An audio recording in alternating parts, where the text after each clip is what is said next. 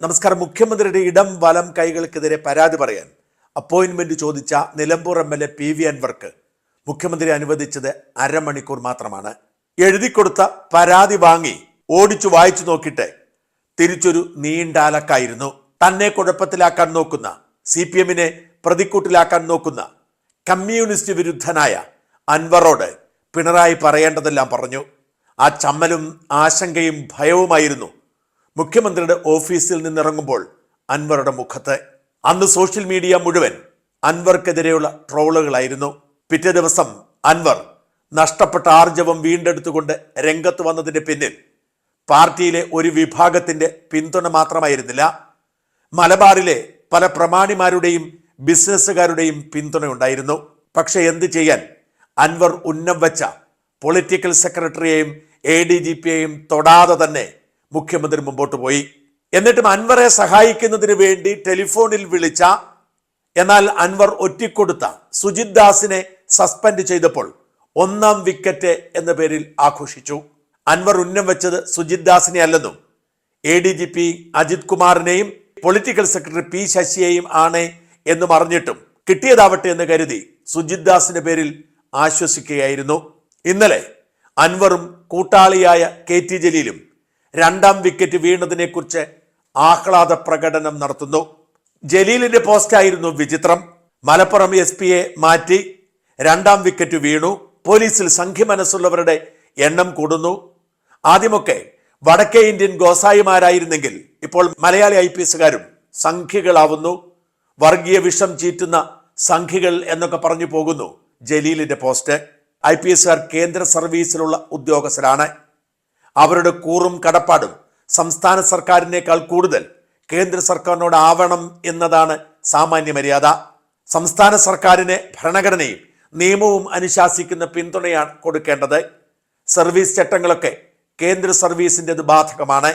സംസ്ഥാനത്ത് ഹമാസ് ഭീകരരെ സ്വാതന്ത്ര്യ സമര പോരാളികളാക്കി മാറ്റിയാലും അതിനെ അംഗീകരിക്കണം.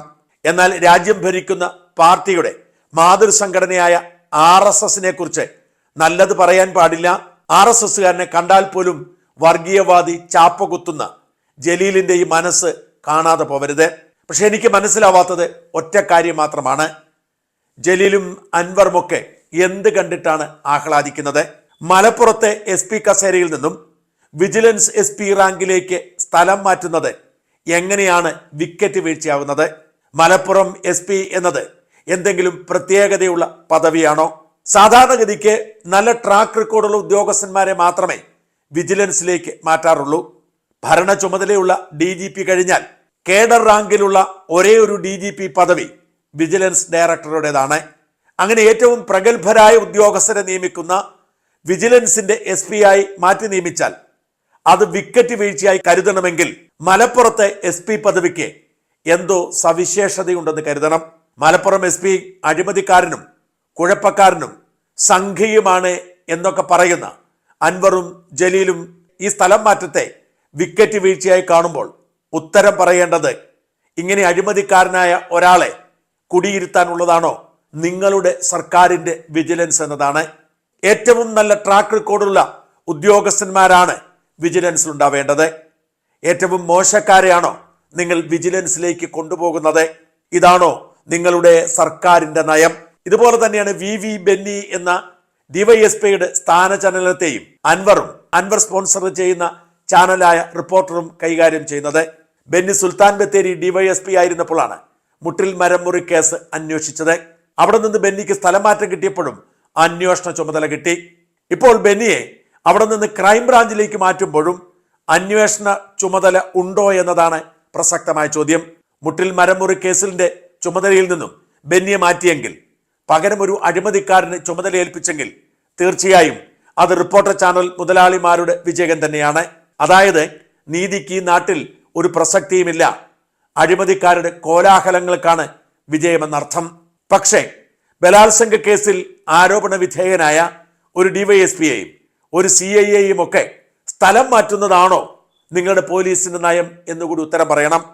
ബലാത്സംഗം ചെയ്തെന്നും ക്രൂരമായി പീഡിപ്പിച്ചെന്നും പരാതിപ്പെട്ടത് അൻവറും അൻവറിന്റെ ശിങ്കടികളുമാണ്.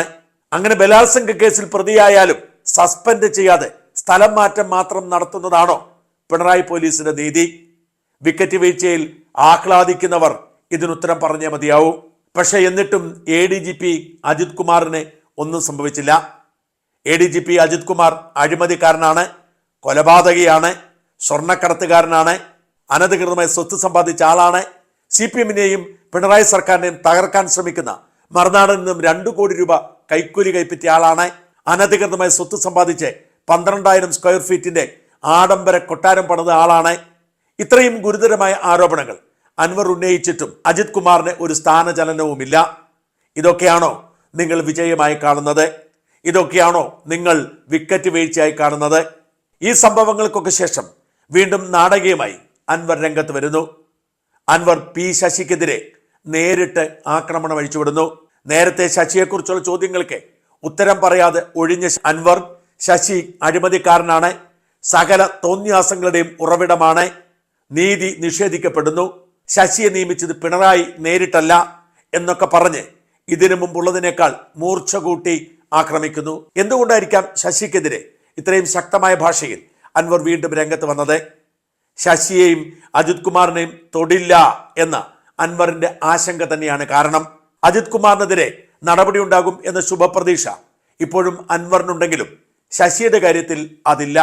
അതുകൊണ്ട് തന്നെ ശശിക്കെതിരെ ആഞ്ഞടിക്കാൻ ധൈര്യം കാട്ടിയത് ബാഹ്യശക്തികളുടെ പിന്തുണ കൊണ്ട് തന്നെയാണ്. ഉണ്ടയില്ല ആരോപണങ്ങൾ ഉന്നയിച്ച് സൈബർ കീടങ്ങളുടെ കയ്യടി നേടുകയും എതിരാളികളെ തച്ചുടയ്ക്കുന്നതിന് വേണ്ടി നീചമായ വൃത്തികേടുകൾ പ്രചരിപ്പിക്കുകയും ചെയ്യുന്ന അൻവർ കളിക്കുന്നത് വർഗീയ രാഷ്ട്രീയമാണ്. മലബാർ ലഹള എന്ന് വേണമെങ്കിൽ വിശേഷിപ്പിക്കാവുന്ന അപ്രതീക്ഷിതമായ അടിയൊഴുക്കുകളുടെ തുടർച്ചയാണ് അൻവറിന്റെ വീണ്ടെടുത്ത ഈ ആർജവം. ഈ യുദ്ധത്തിൽ ആര് ജയിക്കും എന്നത് പ്രസക്തമാണ്. അൻവറോ പിണറായി വിജയനോ?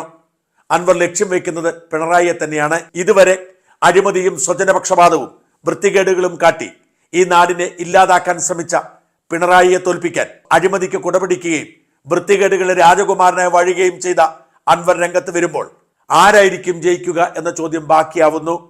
അൻവറിനെ സംബന്ധിച്ചിടത്തോളം നഷ്ടപ്പെട്ടു പോയ തന്റെ രാഷ്ട്രീയ പ്രതാപം വീണ്ടെടുക്കാൻ മലബാർ ബെൽറ്റിൽ കരുത്തു കാട്ടുകയാണ് ലക്ഷ്യം. മലബാറിലെ മുസ്ലിം ജനതയ്ക്കിടയിൽ ഹീറോ പരിവേഷം നേടിയ അൻവർ ആ വാതിലിലൂടെ പരിശ്രമിക്കാൻ ശ്രമിക്കുന്നത് ലീഗിലേക്കുള്ള ഗോവന തന്നെയാവാം. അടുത്ത നിയമസഭാ തെരഞ്ഞെടുപ്പിൽ സീറ്റ് കിട്ടില്ല എന്ന് ഉറപ്പായിരിക്കവേ ലീഗിലൂടെയോ കോൺഗ്രസിലൂടെയോ രാഷ്ട്രീയ ഭാവി നിലനിർത്താനുള്ള വെപ്രാളത്തിലാണ്. സഖാവാണ്, പാർട്ടിയാണ് എന്ന് പറഞ്ഞുകൊണ്ട് ലീഗിനെയും കോൺഗ്രസിനെയും തൊടാതെ അൻവർ നടത്തിക്കൊണ്ടിരിക്കുന്ന യുദ്ധം യഥാർത്ഥത്തിൽ CPM-നെതിരെയുള്ള മലബാർ കലാപം തന്നെയാണ്. വരും ദിവസങ്ങളിലും ഈ യുദ്ധം തുടരും. ആ യുദ്ധത്തിൽ 2 പാപികളിൽ ആരായിരിക്കും ജയിക്കുക, പിണറായിയോ അൻവറോ എന്ന് നമുക്കറിയാം.